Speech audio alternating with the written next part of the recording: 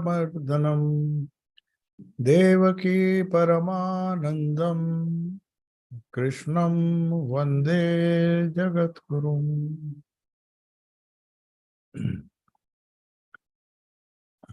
So today is a very auspicious day.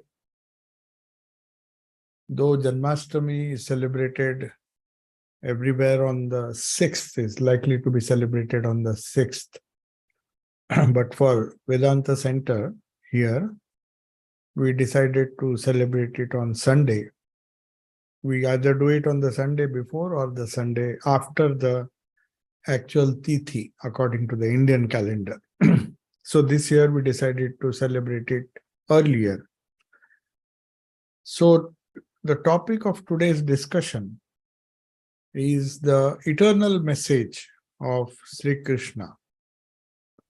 In fact, all the incarnations, though they come with a message to suit the needs of the age, that particular age in which they are born. And according to the words of Sri Krishna himself, they very often come, the incarnations, whenever there is a preponderance of adharma. So whenever there is adharma prevails over dharma, is likely to prevail over dharma, the Lord has to incarnate to maintain a balance. That is in sum and substance the role of an incarnation. But that doesn't mean that he comes with a particular message for the age only. There is an eternal content to their message. There are most of these incarnations, those who came before Krishna and those who came after Krishna, all of them spoke of the same eternal truth. Of course, in the language of the age in which they were born. That's the only thing. The message always remains eternal. So, if we see the message of Sri Krishna as we see it through his various teachings, especially the Bhagavad Gita, and of course, the message of Sri Krishna is not restricted to the Bhagavad Gita alone. That is part of his message. Though the message of Bhagavad Gita is all comprehensive. It's a wonderful synthesis of all systems of thought according to Vivekananda. But it's sometimes useful to study the life, to study the message of a prophet or an incarnation in the light of his own life. Because his life, Sri Krishna's life, and all incarnations, in fact, their lives are not distinct from the message that they give. In fact, it's a commentary on the message is the commentary on the life that they lived. So they lived the life, and through their works, through their teachings, through their message, they explain their life. That is why we always have to understand the message of Krishna with respect or along with his message, as we see it mainly through the immortal message of the Bhagavad Gita. Of course, you will find so many other texts like Bhagavata, and there are so many other texts where the message of Krishna, in fact, the whole of Mahabharata has many Gitas. There is Krishna's message to Uddhava, which is another Gita. There's another message which he gave to Arjuna, which is the summary of what he spoke in the 700 verses of the Bhagavad Gita, which is known as Anugita.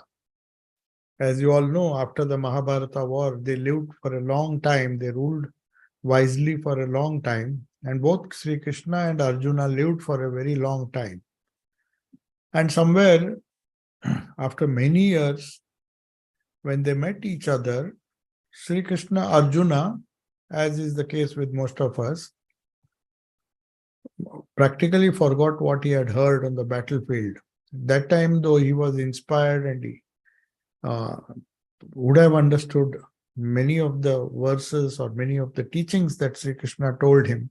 Though he was confused, after 700 verses, it takes a lot of time. Especially the battlefield is not the place where you just need instructions, and say Krishna just gave him instructions and told him to fight. Perhaps he remembers that, but he also remembered that there were some wonderful things Sri Krishna told him, apart from explaining what his Swadharma was and what he should be doing. There were so many things, so many messages, so many verses. So it's not likely that he would remember it throughout his life.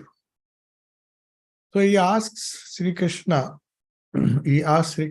much later, that you said something very wonderful on the battlefield. Though I understood it then, or I understood most of it then, I have forgotten the entire message. So can you please repeat it to me? Those days, obviously, there were no books. So whatever was said once, and then whoever has recorded it, they remembered. But other than that, I think the essence was enough for people, and they didn't bother about the entire message. But anyway, Sri Krishna had to again said there's no point in repeating all the 700 verses. So I'll repeat only a few of them, which is part of the Mahabharata, and it is known as Anugita. It's a very small text. So that is also a message of Sri Krishna, the summary of what he spoke in the 700 verses. But in any case, because Bhagavad Gita is such an important book, we'll restrict ourselves to that. So the first thing that you notice is its Bhagavad Gita's message of Sri Krishna, the eternal message, is not only the message of Sri Krishna eternal, but it is all comprehensive.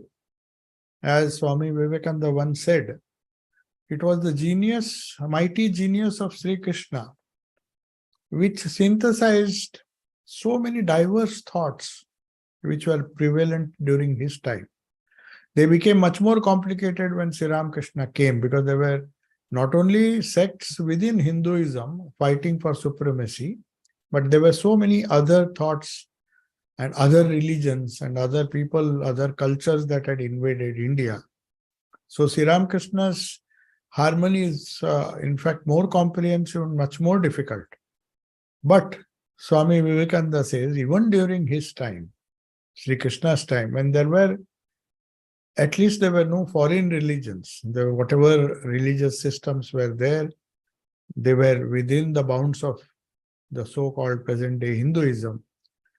But there were differences. There were philosophers who believed in philosophy, materialistic philosophy, like Charvakas, who did not believe in the spirit. But there were others, the 6 systems of philosophy, which obviously existed much before the message of the Bhagavad Gita.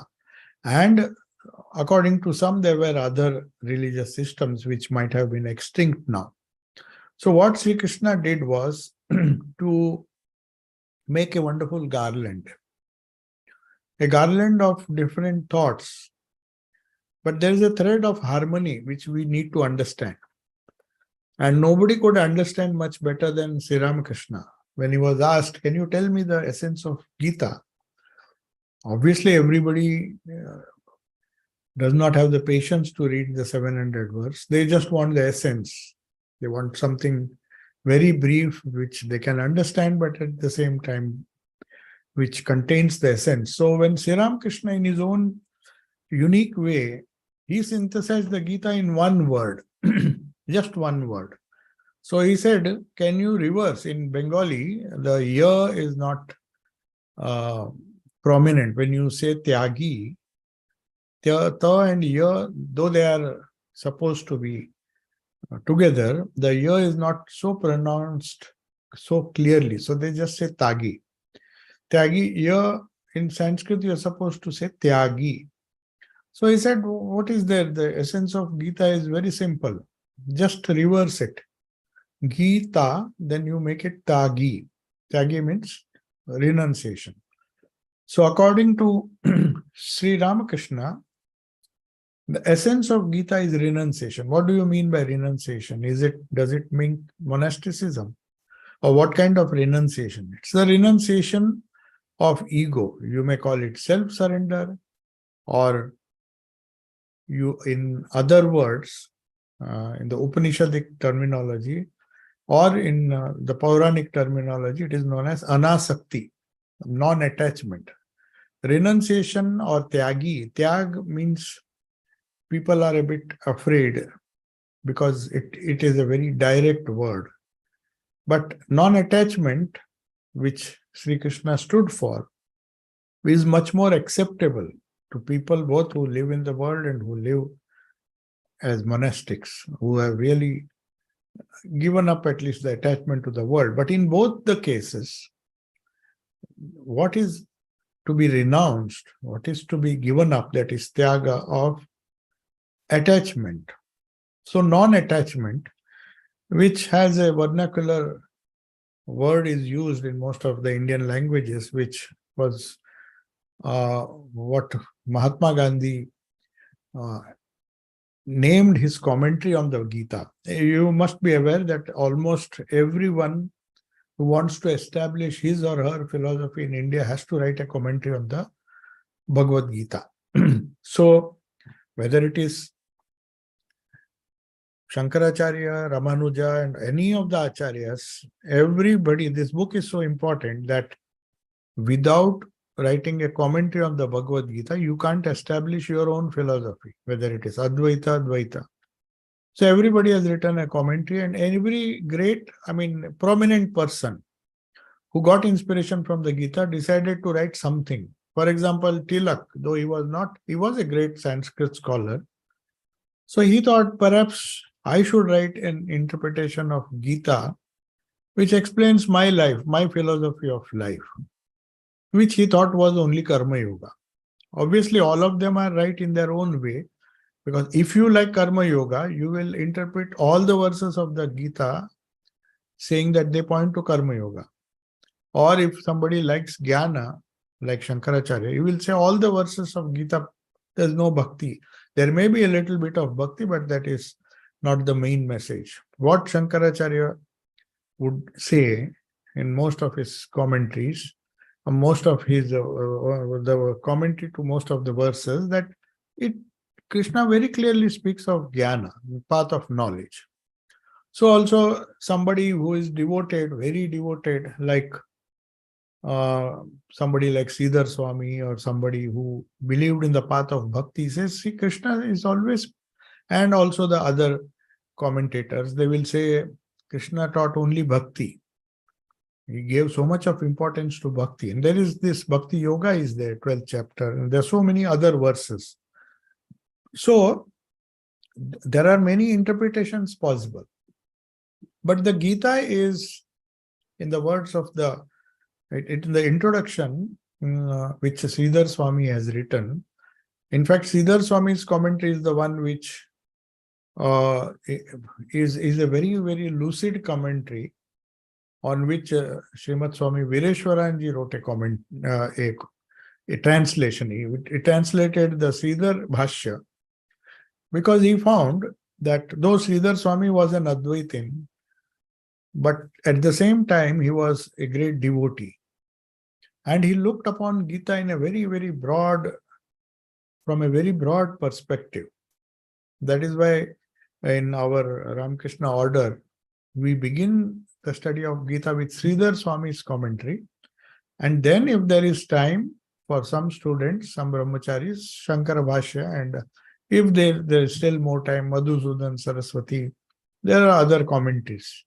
But Sridhar Swami is not only simple, it's a very, very fundamental understanding of the verses of Gita without going deep into any particular philosophy.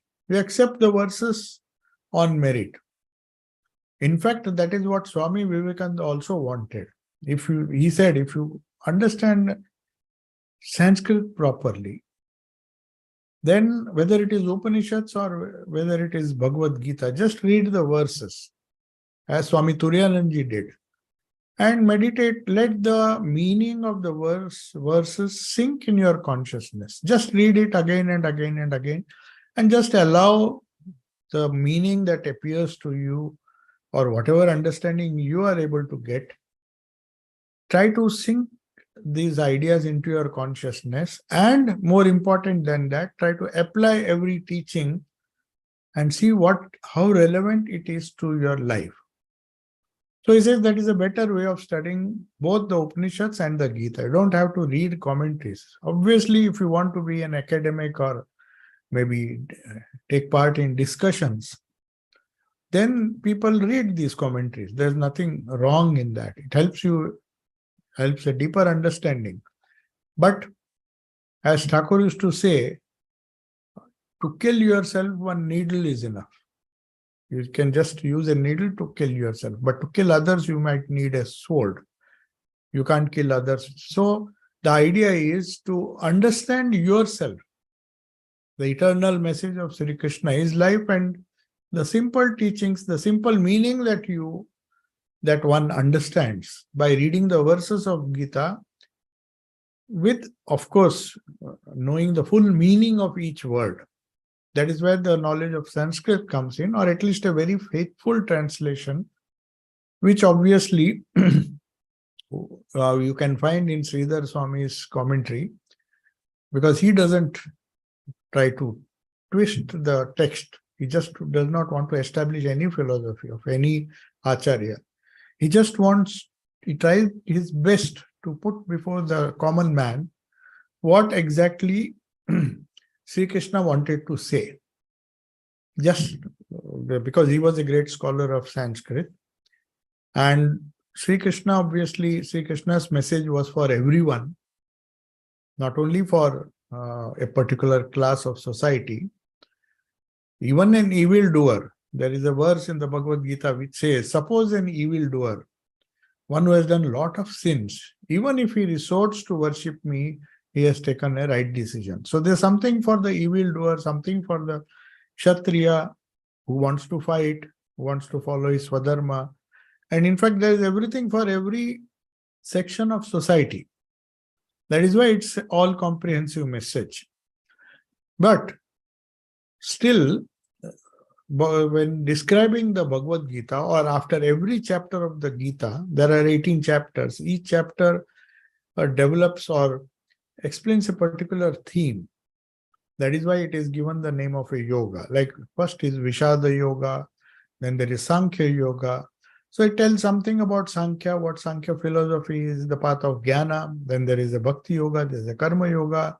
Then there is a Gunatraya Vibhaga Yoga. What are the three gunas? So if you see, the Gita is a very comprehensive text which deals with dharma, artha, kama, and moksha. You may say every verse, every chapter of the Gita ends with Bhagavad Gita su Upanishadsu, means it is an Upanishad. That means it is a text that takes you towards moksha. Upanishads are mostly texts that talk of renunciation, talk of moksha. So it is a Upanishad. Every chapter of the Gita or every verse of the Gita is an Upanishad. But Yoga Shastre, Sri Krishna Arjuna Samvade, after every chapter they say, it's a conversation between Sri Krishna and Arjuna on what? It's about Upanishads, the essence of the Upanishads. But at the same time, it is not just a theoretical understanding of Upanishads. It's also a Yoga Shastra. Yoga means the technology of the Upanishads. If Upanishads are a science, yoga teaches us the technique to reach the goal. So it is also a Yoga Shastra.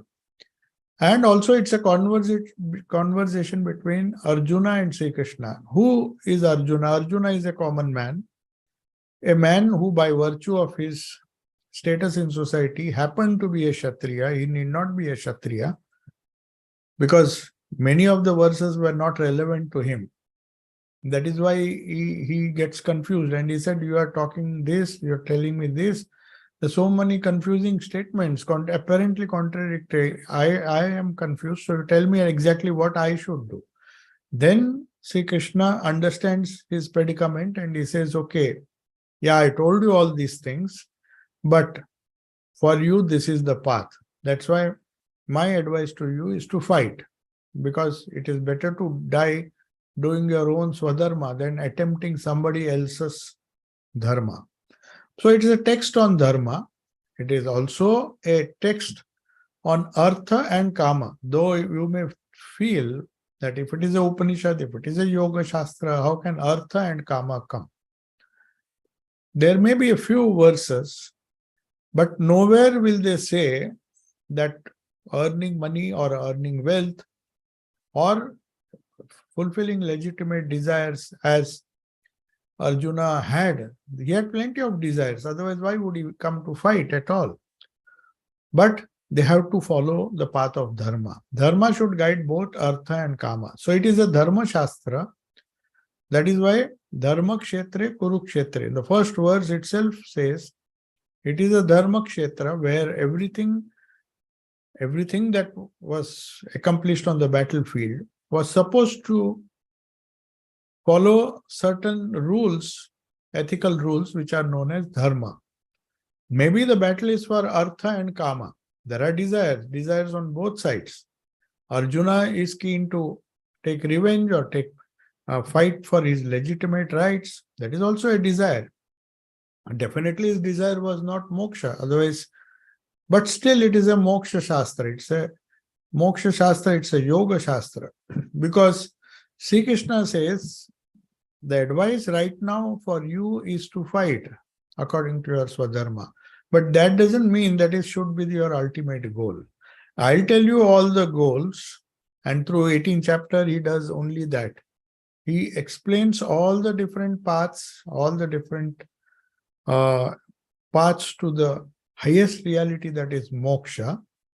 And then he says, now you choose what you want. He doesn't impose anything on Arjuna. Like an ideal teacher, but very slowly takes him on a journey which is echoed exactly in another Upanishad, which is known as Kathopanishad, which is also one of the Upanishads. That's why so many ideas are common. One is Shreya and Preya. So the whole of Gita, if you see, Arjuna wants the path of Preya, not Shreya. That's why he finds it more convenient to leave the battlefield and just relax. He finds it too challenging to fight the battle. Whether it's a battle, a physical battle, or a battle of life. Anyway, the first chapter itself, Vishada shows that he was reluctant.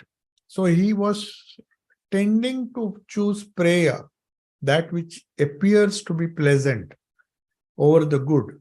So the whole first chapter is nothing but converting or maybe changing Arjuna's attitude from Preya to Shreya, what is really good. Of course, he gets convinced because at the end of the second chapter, he says, because I consider you to be my guide, philosopher, and a friend, that's why though I'm confused, I believe in you. So you tell me definitely what is good for me. That means what is Shreya. So just as Yama was told by, Nachiketa was told by Yama that two paths confront every spiritual aspirant. One is the path of Preya, another is the path of Shreya. So how to choose Shreya over Preya is the message of the Bhagavad Gita. So these two personalities here, if you see, Sri Krishna and Arjuna. Arjuna, of course, obviously, the guru, or you may say one who is the philosopher who is not only a friend but a philosopher and a guide to Arjuna, tells him that Shreya is to be pursued in life. Though it may be very tempting to follow Preya, because the pleasant is always preferred by humanity. But if you stick, or if you consider Preya to be your goal, then you will not attain the goal of life, because the struggle will be missing. You see, Swami Vivekananda once was comparing, some of the disciples were just comparing each other, who is greater and who is less great, who has achieved more, who has achieved less. So there was some discussion, how do you judge a disciple or judge a person, what kind of spiritual progress he has made. So Swamiji said something very significant. He said, tell me how much you have struggled and I'll tell you how great you are. So a person who has absolutely no struggle in his life, he is always either born in with a silver spoon in his mouth and always, as Buddha in his younger days did, or was made to think that he has nothing, he has to lead a comfortable life. So if one is always leading the path of prayer, he becomes complacent. He thinks everything is fine, everything is smooth. And then, of course, if he is religious, he'll say, by God's grace, God has made everything smooth for me. Everything goes nicely for me, as if God has no other business than make things smooth for you. His goal is to take every soul towards moksha. That is what Arjuna slowly understands. But in the beginning, he is misguided. His own mind has misguided him and he wants to run after prayer. And Sri Krishna says, there's nothing doing. You have to go, you have to fight. So how do you fight? Okay, if once he agrees to fight, then he says, now I'll tell you how to fight. And then we come to the central message of Bhagavad Gita, not only according to Thakur, but maybe Sri Ramakrishna's views on the Gita must have been definitely read by Gandhi. So Gandhi names his commentary, whatever inspired him in Sri Krishna and Bhagavad Gita, he decided to write a commentary. He called it Anasakti Yoga. There are so many yogas in Bhagavad Gita, but he found this yoga of Anasakti, non-attachment. So he found, or maybe he thought, this is the central message. Obviously, must have read the gospel, because on many occasions, when the conversation is on the Gita, Sri Ramakrishna says the essence of Gita is non-attachment or tyagi. So you repeat it 10 times, he said, though the answer was very simplistic, but there's deep meaning to it. He said, just repeat Gita, then it becomes tagi. That means you get the essence of that. But for us, we have to understand Gita, the different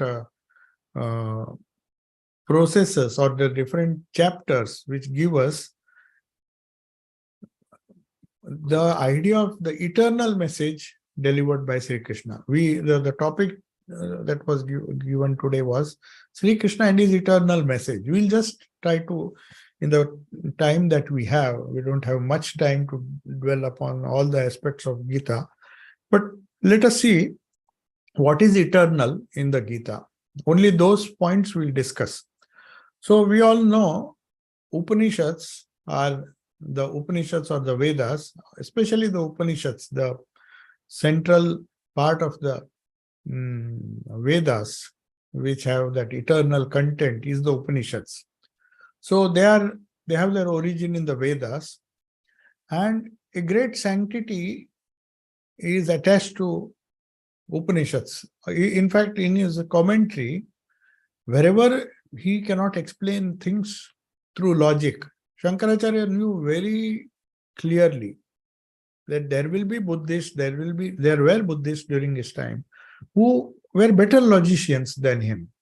If you study Nyaya, you can, it's like a lawyer. He can win the most difficult of cases, even though he is false or untrue. So Shankaracharya knew that by the force of logical skills, you can establish any theory or any philosophy.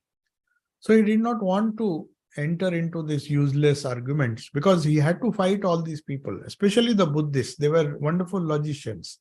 They could convince you to their point of view. And in those days, when there was a Vada, the condition was whoever lost either has to become a disciple, get converted to Buddhism, or kill himself, or he has to die. The one who wins. Those were the conditions. So naturally, Shankaracharya understood that in this way, somebody who is more intelligent than another can easily defeat that person. So this is not the way. So somewhere we have to put a stop. So how do you prove what is right, what is wrong? He said there is only one pramana, that is Shruti Pramana or Upanishads. That is, if the Upanishads, if you can get some quote from the Upanishads, which right from time immemorial have been considered to be the eternal message of India, the Vedas especially. You cannot question them, not because it's a dogmatic way of approaching, because the Upanishads contain the eternal sanctions, the eternal nature of man. Whatever had to be thought, whatever the eternal nature of man has been most wonderfully described in the Upanishads. So he said the proof of any statement, whether you want to explain Gita in this way or that way, if you quote, give a supporting statement, argument from the Upanishads, that pramana is enough. I don't have to bother my head and fight a logical battle with all of you.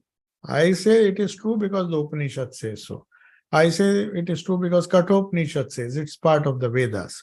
So that is why every chapter of the Gita confirms, so that the devotee or the follower of Gita will feel that I am just reading something which has been sanctioned by the Upanishads. So definitely,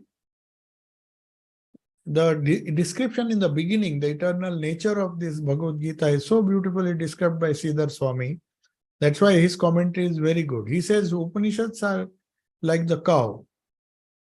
And Sri Krishna is like because he was a cow herd, he used to tend cows. So he is like a person who milks the cow of the Upanishads. You are interested in milk, you just enjoy the milk by drinking the milk of Gita. So Krishna has done the job of milking the cows, which are like the Upanishads, taking the essence and giving it to you so that you don't waste your time. That's the idea. So, but then, as most of the, even if we take the simile a little further, milk is not suitable for many people. Thakur used to give that example. Of course, he used the word fish. He used to say the mother cooks different dishes of milk in some of the books, in some of the languages where fish may be objectionable, they have used the milk. So, in the Gujarati version of the Gospel or Ramakrishna Kathamrita, they say mother makes different milk items to suit the stomach of the different children. Everybody's stomach is not capable of digesting all the milk products. So that is why here also he says there are so many ways of, not only milking the cow, but cow of the Upanishads, but giving those graded teachings to Arjuna, and through Arjuna through the entire humanity, because Arjuna is not the only person who is addressed. So Arjuna asks the questions, he is asking questions on behalf of all of us, of Kshatriyas, non-Kshatriyas. His Swadharma may be Kshatriya, he may be more interested in knowing what he should do. But if you see very carefully, many of the questions are not related to his own. He has been told what he has to do in the 3rd chapter, in the 2nd chapter, that you have to fight. So he should have stopped. A normal student would have stopped. Okay, I was told to fight, let me fight. Let me not bother. But he goes on asking questions. He goes on asking questions so that the entire humanity is covered. All the 18 chapters, it deals with some specimen of humanity or the other. Some are bhaktas, he has not left them out. So maybe it is Sri Krishna's way of making Arjuna ask these questions. And sometimes even before Arjuna asks, he anticipates certain questions and gives them answers. That is seen in this. So, Upanishatsu Brahma Vidyayam. It's also a Brahma Vidya. What do you mean by Brahma Vidya? The Vidya, that knowledge that takes you to moksha or gives you moksha. Moksha means freedom. Freedom, physical freedom, mental freedom, spiritual freedom, ending in spiritual freedom, ending in the merging of one's consciousness into the infinite consciousness. Even that is covered. So that is why among all the sciences, Upanishads deal with, no doubt it's a moksha shastra, but it is also a Brahma Vidya. Gita is a Brahma Vidya because it's a knowledge which leads to the realization of Brahman. So there are so many sciences which Sri Krishna does not deny. In fact, the 14th chapter, 13th chapter is a science of food. You will be surprised to know. He teaches what is sattvic food, what is rajasic food, what are the types of food that you should take. It is such a gross thing, but Sri Krishna discusses even that because he knows the temperament depends on the food. Food, though you need not take it literally, the food items may change, the food habits may change from country to country, but at the same time, these general principles do not change. Sattva is sattva, whether it is in Kali Yuga or this Yuga or Brahma, or maybe in the earlier Yugas, people were more healthy. As Sri Ramakrishna says, in Kali Yuga, it is Annagata Prana, means our prana, our energy, everything depends on food. So you have to be a bit careful. Sri Ramakrishna himself suffered from so many stomach problems. So you have to be very careful. Eat this, do not eat. But maybe the tribals or maybe the people who lived thousands of years ago, they could eat raw meat and still survive. Because the food habits were different. Their constitution was different. So also Bhagavad Gita, by the time Bhagavad Gita became popular in the days of Mahabharata, at least, the food was very important. So the types of not only behavior, because gunas, the three gunas, sattvic, rajasic and tamasic, a permutation and combination of these three gunas determine the nature and swadharma. Not only nature, guna karma vibhagayo, the caste, which is the most misunderstood thing. You are not born into a caste. Your caste is determined by your guna and karma. The type of karma you are comfortable with. If you are comfortable with administration or fighting or maybe military, if you are very comfortable with that and if you like that kind of profession, then you may be born as a Brahmin or any caste, but your guna has made you choose that karma. So guna karma vibhagayo. It's very clear there is no one who is born into a caste. He may be born into a particular caste because of his parents, but that doesn't make him automatically qualify him to be that particular, belonging to that particular caste. That will be determined by the gunas that he inherits from his previous birth. So that guna may be anything. It may be sattva guna, full of sattva guna, or in the case of Arjuna, full of rajoguna. So that is why depending on his guna, Sri Krishna gives a different advice to Uddhava. He says, don't get involved in all this politics and you go to Himalayas and do tapasya there. Whereas Arjuna wanted to go away and avoid this horrible battle where he suddenly realizes that he has to either get killed or kill many of his own people.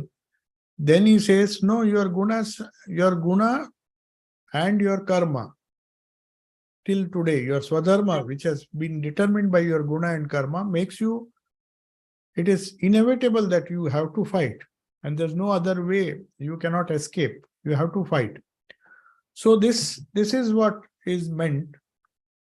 Though it is a Brahma Shastra or a Brahma Vidya and a Yoga Shastra, Sri Krishna deals with a lot of issues that were not only common in those days, but they are still relevant today.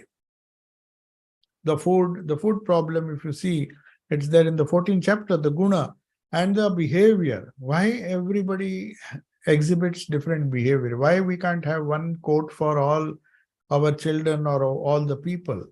That is because the swadharma is different. Maybe a person biologically shares his parents' genetic material, but that doesn't make him equal. He may be totally different as far as gunas and karmas are concerned with his sibling. Even he may be a twin, but he may be totally different because he has inherited, yes, born of the guna and karma of the series of births, and he has come with a baggage of his own guna and karma. So it's very important. It's not that you just deal with the eternal nature. To understand the eternal nature, that's why in the second chapter itself, the Sankhya Yoga, which is the essence of the Upanishads, Arjuna is told what exactly he should expect, what is the goal of life, what is the end result of following this philosophy. But seeing Arjuna getting totally confused, he said, okay, you have heard this. And in fact, he mentions, just now you gave such wonderful ideas. And again, you are saying, I'm a coward, I should fight. So tell me what exactly I should do. If this is the truth, if the path of jnana is the truth, then I should be going away, renouncing everything, and get away from everything that is gross, and just focus myself on the Brahma Vidya or the Upanishads. But Sri Krishna says, yes, that would be the ideal case, but you are not fit for it, because your guna and karma will force you to fight. There's a lot of rajas in you. So till you tone it down, till the element of sattva predominates your personality, it becomes predominant in your nature. Till such time, there is no other way. Seeing the preponderance of rajas, which is there in you, and you have been trained for that. Right from childhood, you have been trained to fight, trained to develop these rajasic qualities. And suddenly you can't say, I'll give up everything, and because you cannot.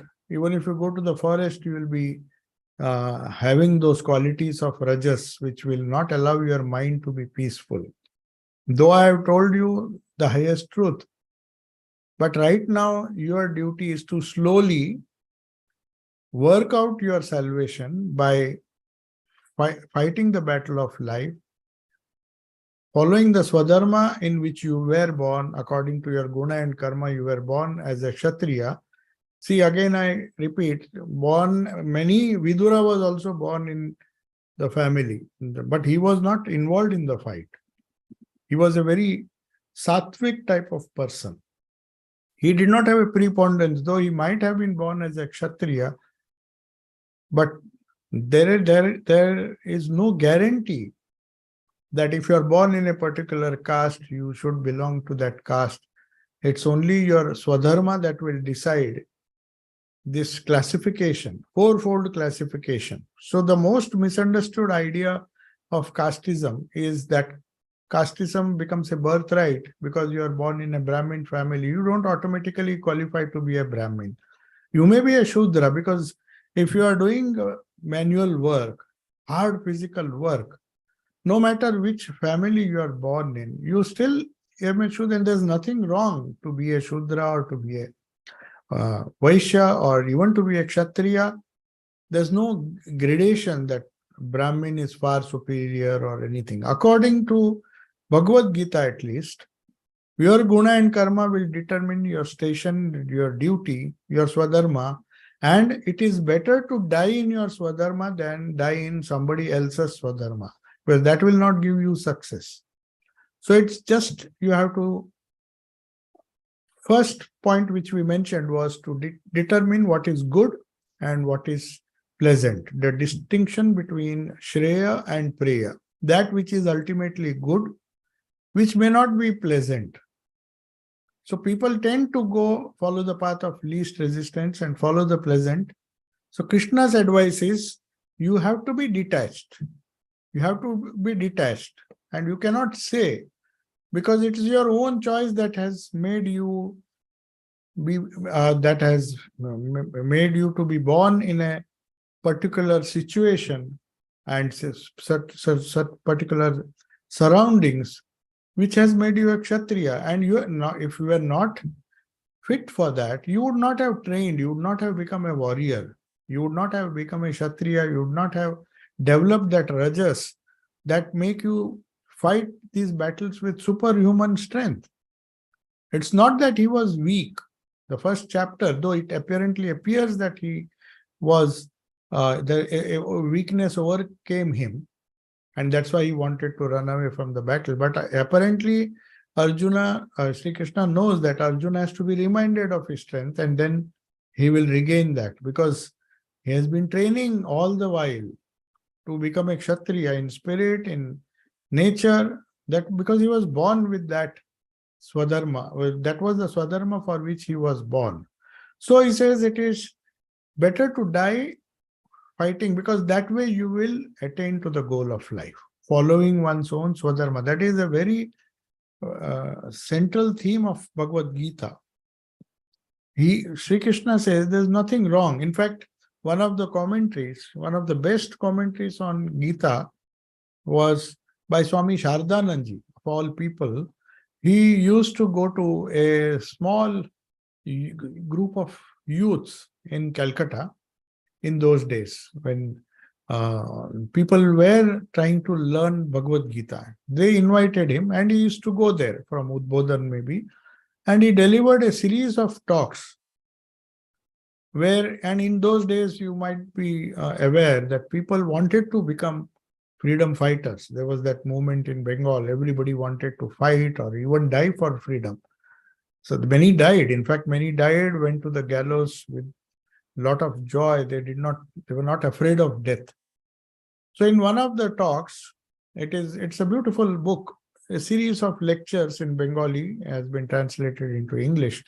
The message of Gita. There Sri Krishna, Sri Swami Sarvasthananda says, Sri Krishna very clearly says that if you die doing your duty on the battlefield, you will get the same result as you get by meditating in a cave. So he says there is no reason, because many people were afraid. Not afraid, they were wondering if what will happen if suddenly. That is the fear which Arjuna was facing. It's not that he was afraid of death.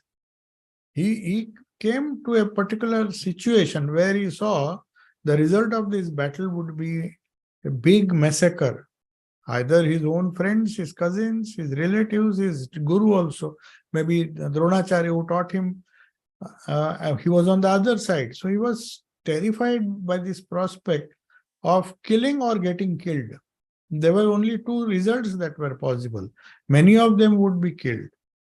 So, but because he was a Kshatriya, because he was trained, he was not physically terrified or physically afraid, because he had defeated in the past also, many times he had defeated much bigger armies single-handedly. He was such a great fighter. But then the problem was that he was not sure. He was uncertain of what future is in store, because once you come to a point where you have to make a choice, then it is very confusing. It's confusing because we do not know the end result.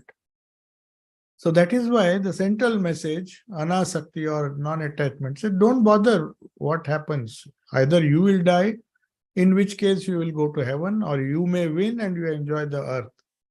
So Krishna had to console him and tell him, don't bother about the result. If you bother about the result right now, then it would not be following the Swadharma.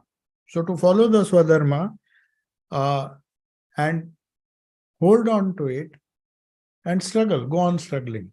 So we come to Swamiji's idea that which he told one of his women disciples, because he says, Madam, tell me how much you have struggled and I'll tell you how great you are. Means the point was the central theme of the Gita. So for a person who has not struggled, for him, if he has made some progress, it's not a great achievement.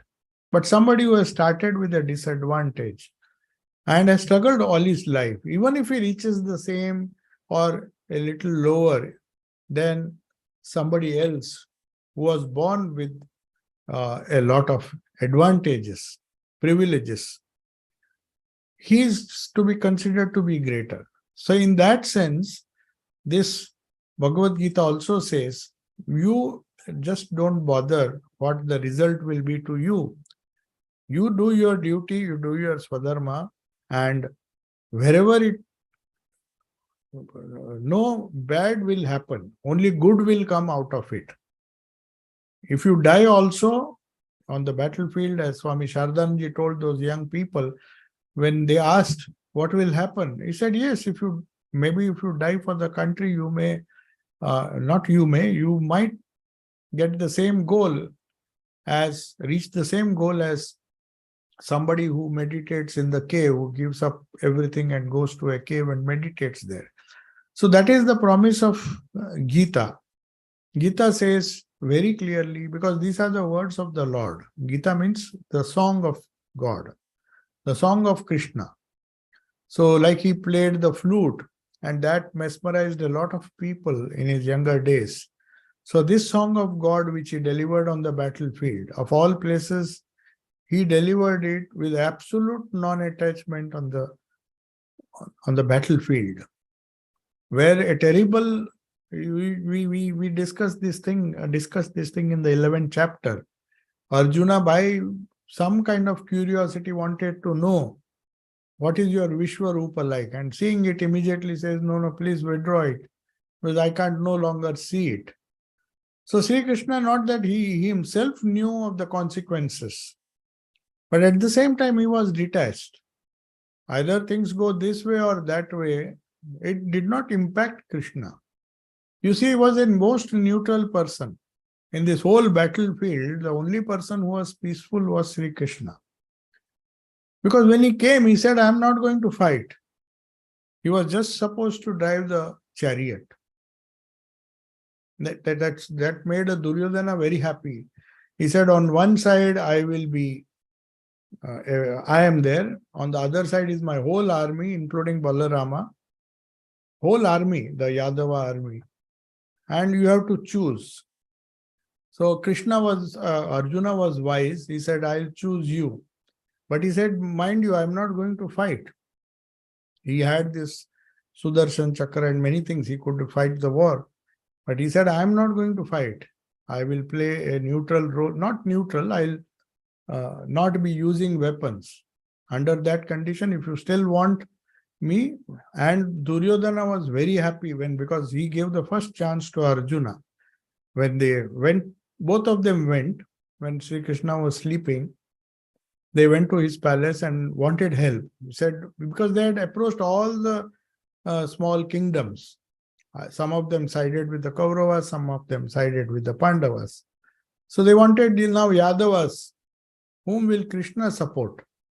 So Krishna said, see, both of you are my cousins. He was not even attached to the Pandavas or to the Kauravas. He said, both are cousins, both are equally dear to me, or equally, I am detached from both of you. But then since I have to take part in the war, on one side I'll be there and I'll not fight. On the other side, the whole Yadava army with Balrama.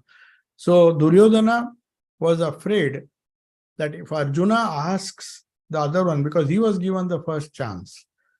So he asked, no, I am happy with you. You come, let the army and others go on the other side. Because he knew the value of Krishna, Sri Krishna. And Duryodhana was elated because he thought, I am getting the whole army. And Balrama also, who was his guru. Guru in the sense he taught him the art of fighting. So Balrama and the whole army was on the other side. But all through this, even when he showed his Vishwarupa, you can see Sri Krishna taking neither the side of the good or the evil. Of course, he sided with the good. For Dharma, he comes there, Avtara comes. His prominent role is to support Dharma. But the overall picture of Ishvara, that Vishwarupa that he showed, is he takes the form of Kala, the all-devouring time, and he shows that all the people have already been killed by me. He said, it is vain for you to think that you will kill or you will get killed or somebody will kill. Whatever has to happen, that has been destined. The battle has been fought and I have decided the result. And like it's something like match fixing, everything is fine. But you have to fight. There is no other way. You just fight. You don't. So it is something like Sri Krishna showed him the reality, and he says that it is all futile. Even the last chapter, he says, Sarva Dharman Pariteja. First he says, follow Dharma. And then he says, renounce all Dharma and surrender unto me. What does it mean? That you have to be detached even from Dharma.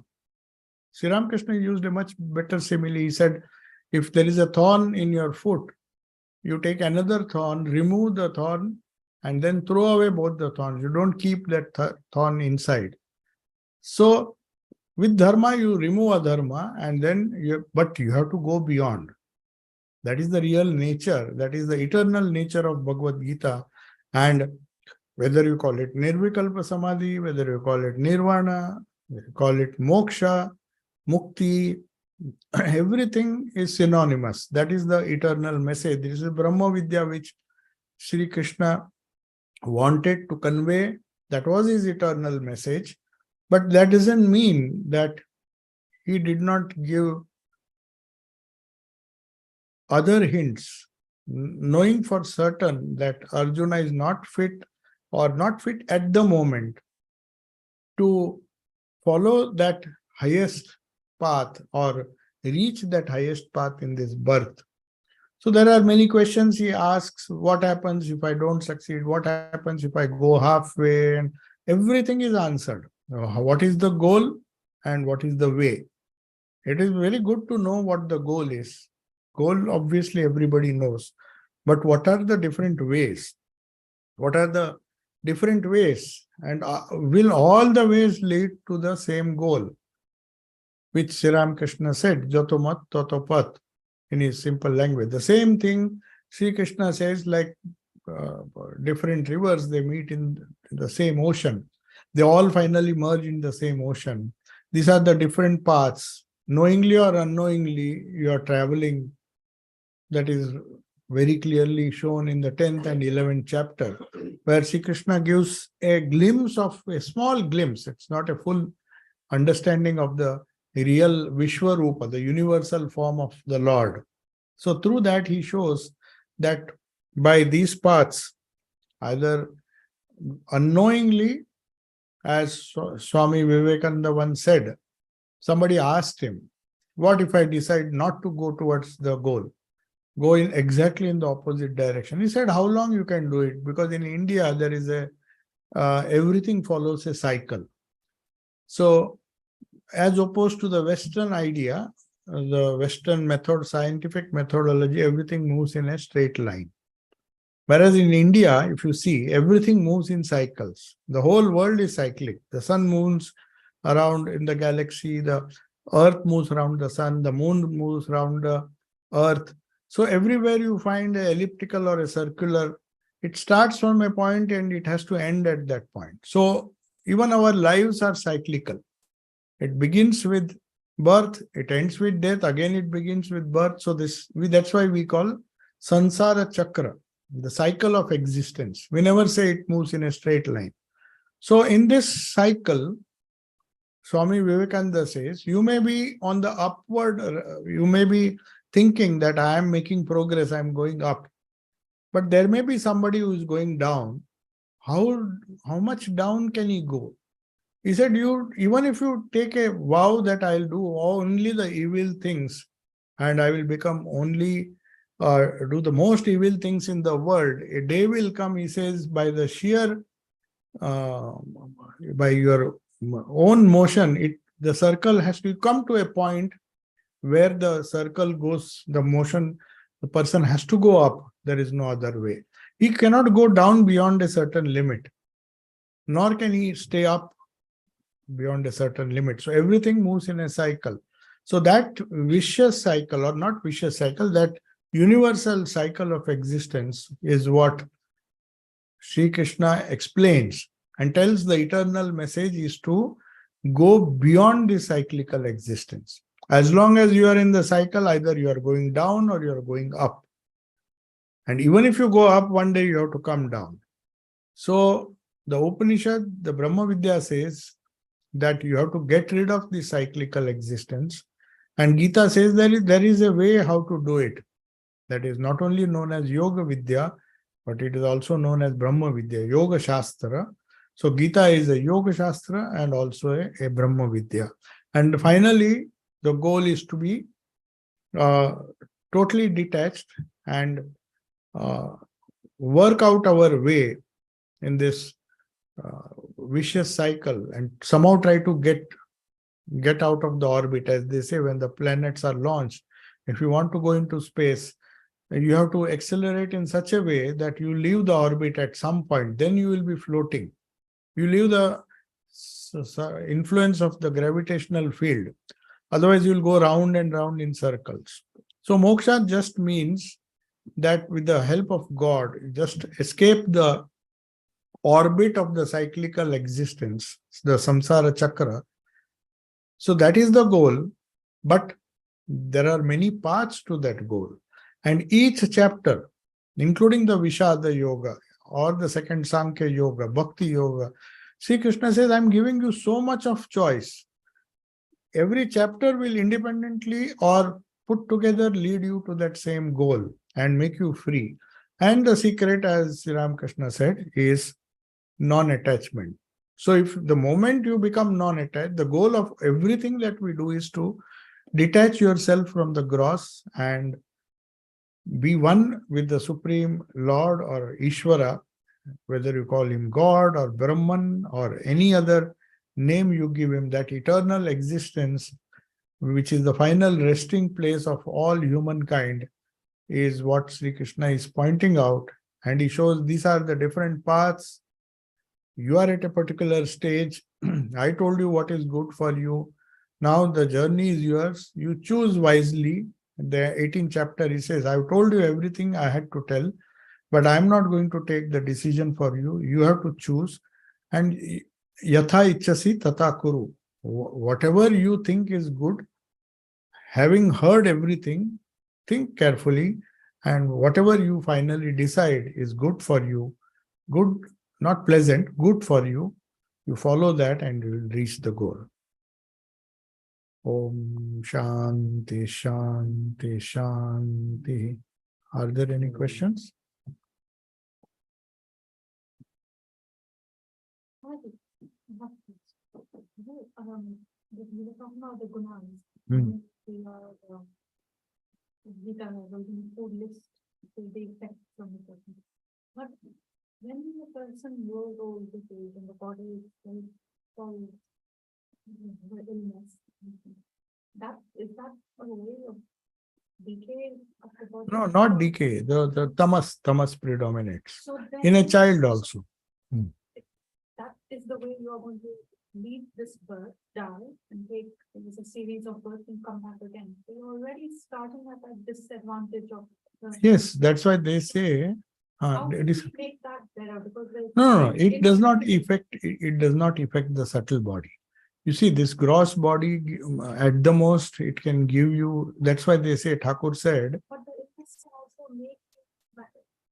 Yes, it can make you. So the question that is being asked for the benefit of online, the question asked is, when we grow, we are full of energy, and the gunas, I mean, there may be more of sattva, more of rajas, but as we grow old, this is the question, we become more weak, more inert, less active, or you can say less active.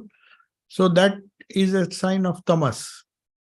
So that is the question. So where does it finally lead? Now you see, this question of food and other things which I said is only for the prana. When Thakur said annagata prana, means our energy levels will be determined on food, not our future. So in this birth, there is another place where Sri Krishna says, whatever you do in the field of spirituality, or whatever sadhana you do in the subtle, that is never lost. So what is lost in old age is maybe a little bit of your energy. It's not that one person is doomed. He can mentally still be much stronger than all the people, I mean, of his age. It doesn't, apparently mentally, yes. They are depressed. You talk, to a lot of old people who are struggling. They just want to die. Yeah. That's exactly. How do you then tell that oh, there is some sattva guna also in them? How do you? No, there is no. If there were sattva guna, they would not have been depressed. No, because sattva guna is not very natural to most of the people. So sattva guna has to be cultivated diligently.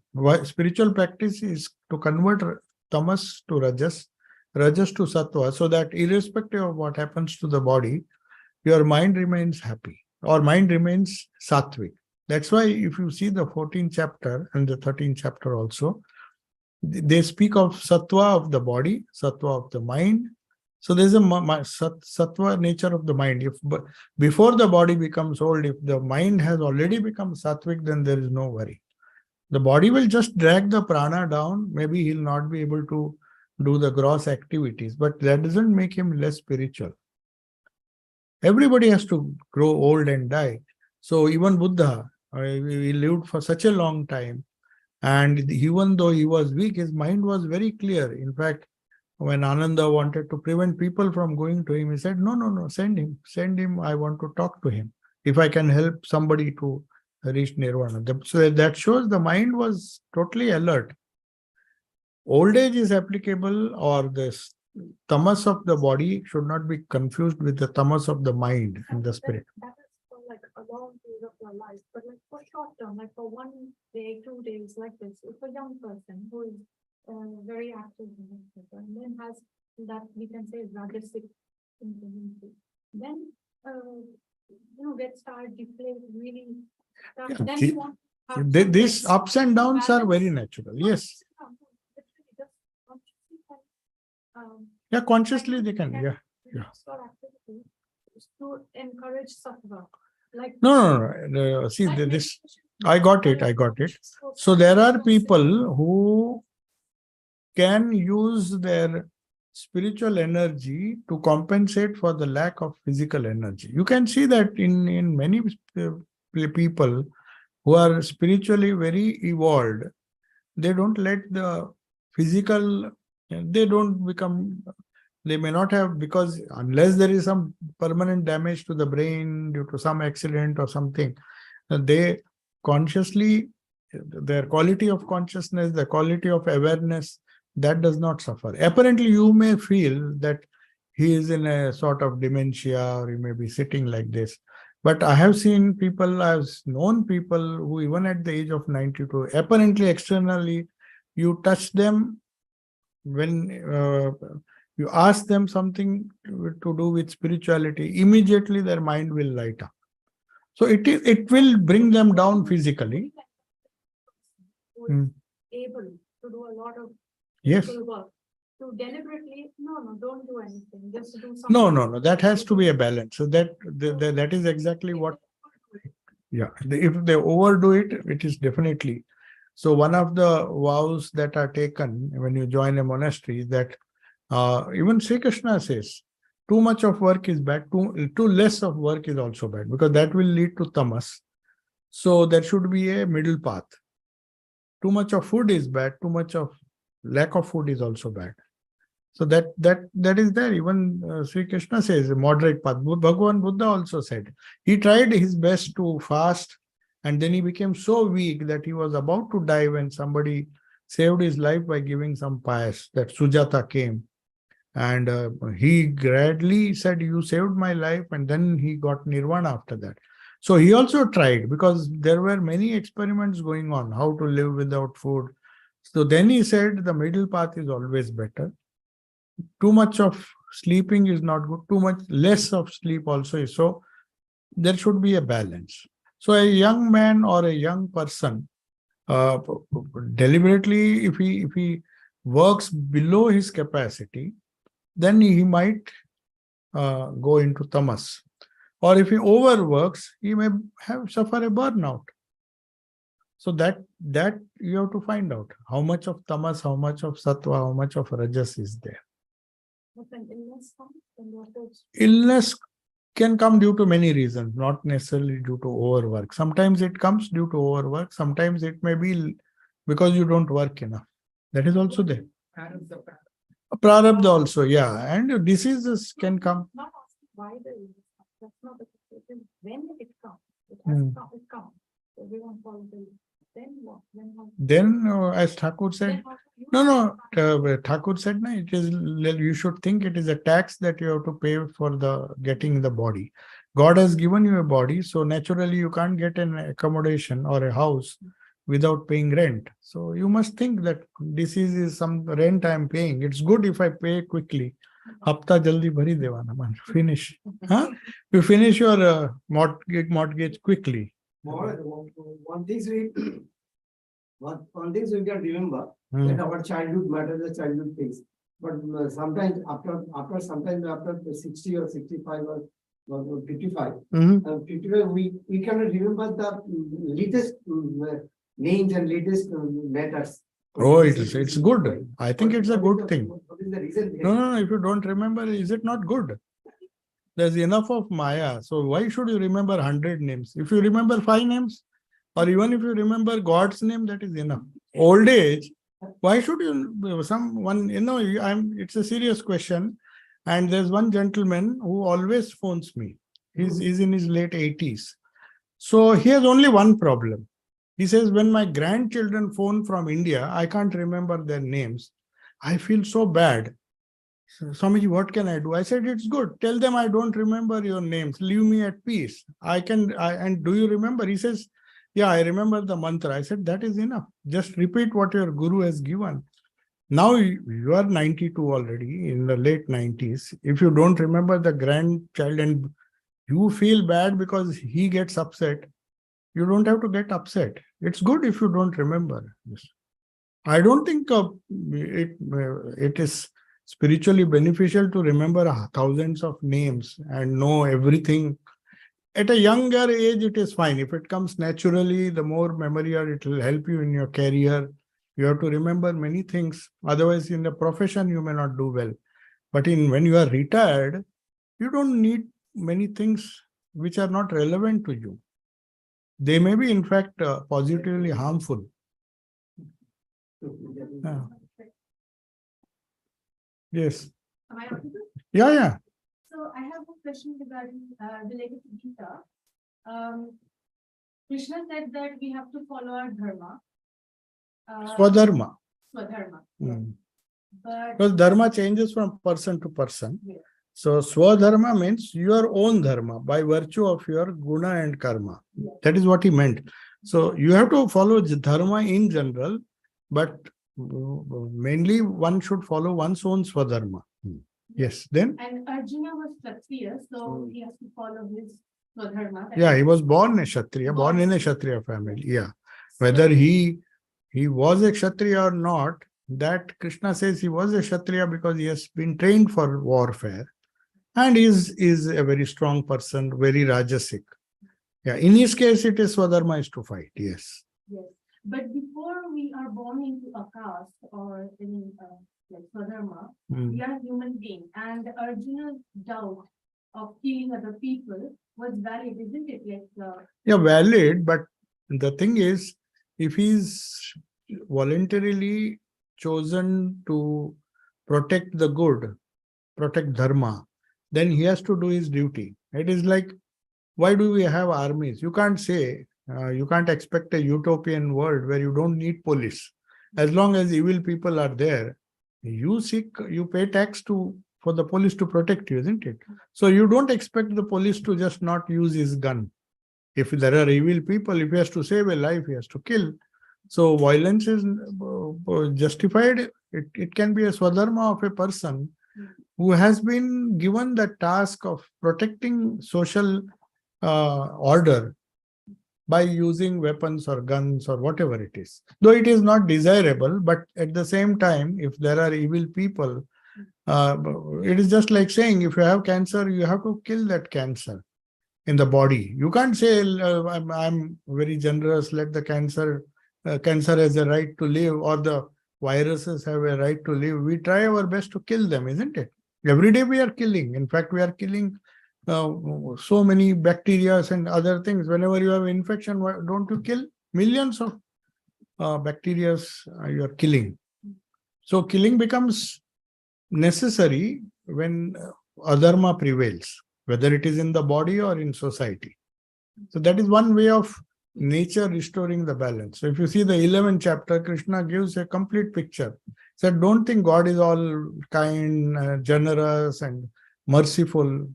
He shows the other aspect. He says, see, this is my other aspect, where every moment I'm eating, all his enemies he is killing. So the Ishvara or the Supreme Lord maintains a balance by making some people protect dharma, and some people who are by their very nature going against dharma, they have to be neutralized. Okay, so we'll go for Aarti now.